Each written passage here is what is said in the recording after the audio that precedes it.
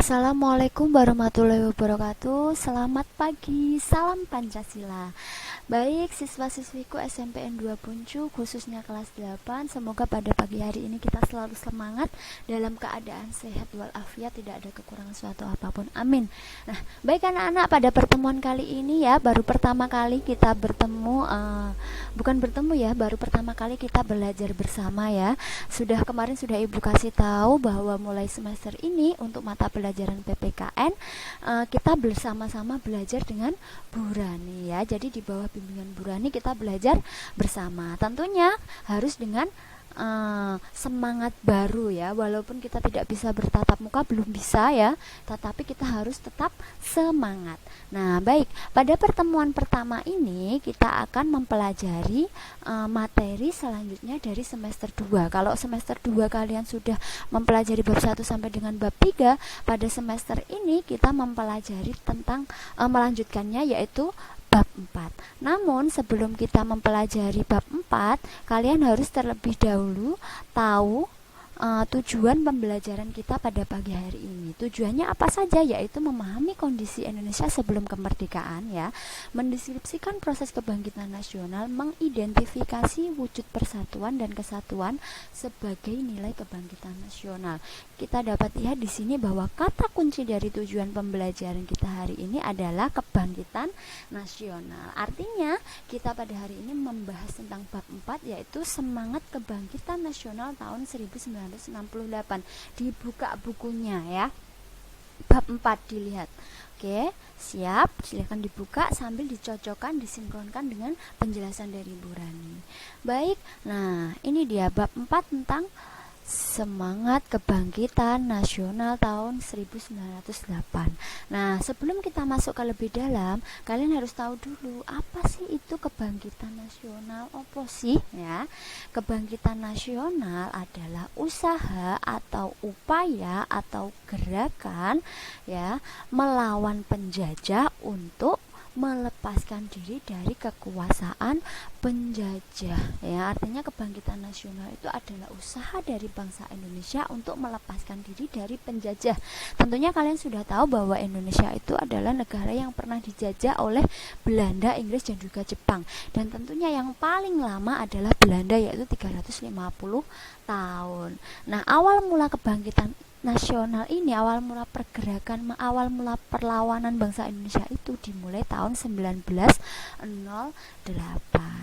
Nah, sebelum kita membahas kebangkitan nasional, kalian harus tahu dulu kondisinya seperti apa sih bangsa Indonesia itu sebelum tahun 1908, sebelum kebangkitan nasional. Nah, kondisi sebelum tahun 1908 yaitu Belanda menerapkan politik adu domba ya. Belanda menerapkan politik adu domba antar kerajaan, karena pada saat itu bentuk negara kita adalah kerajaan ya, antar kerajaan itu diadu domba oleh oleh Belanda. Nah, akhirnya bangsa Indonesia mudah terpecah belah, baik dari internal maupun eksternal, itu diadu domba oleh Belanda.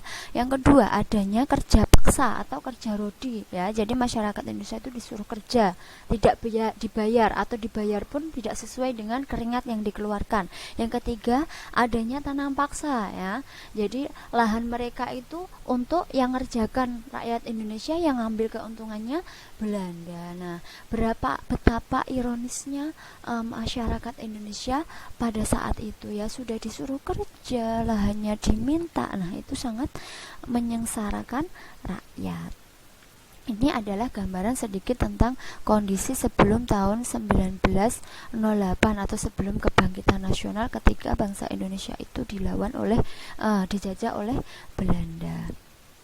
Nah, kemudian setelah kita sudah tahu bahwa penderitaan masyarakat Indonesia begitu besar ya pada saat itu, akhirnya muncullah kesadaran ya, kesadaran untuk melawan ya, karena merasa prihatin dengan kondisi rakyat Indonesia pada saat itu.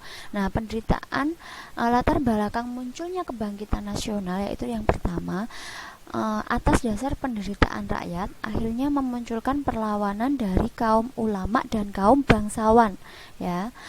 Selain dari kaum ulama dan kaum bangsawan, ada juga dari kaum dari orang Belanda sendiri yang pernah tinggal atau yang sekarang tinggal di Indonesia itu juga merasa prihatin dengan kondisi rakyat Indonesia pada saat itu.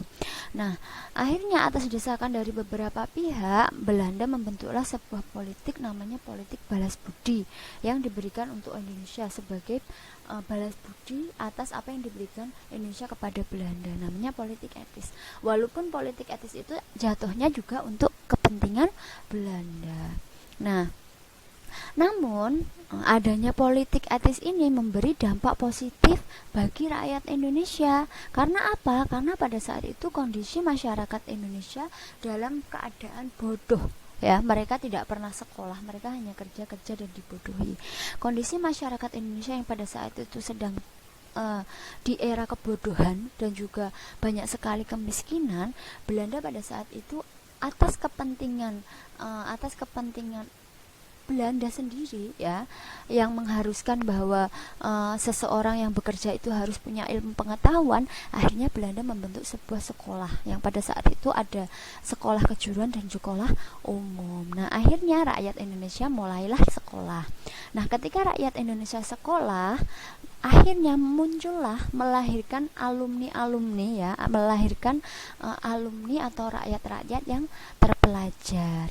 Nah, rakyat yang terpelajar ini tadi akhirnya mulai memikirkan bagaimana nasib bangsanya, maukah tetap jadi dijajah atau mau merdeka.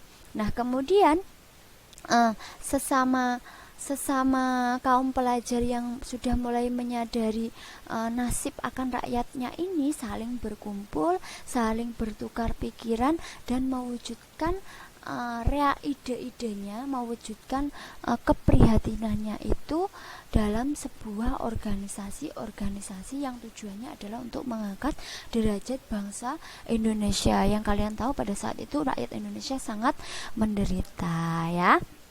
Jadi kaum terpelajar tadi berkumpul membentuk sebuah organisasi penggerak untuk melawan penjajah. Nah, organisasi itu diantaranya adalah organisasi Budi Utomo, organisasi Serikat Islam, organisasi Industri Parjits. Nah, siapa pendirinya, bagaimana usahanya, apa saja prestasinya terkait organisasi ini kita bahas mulai minggu depan. Nah, pada pertemuan kita kali ini Ibu rasa cukup untuk pemanasan ya.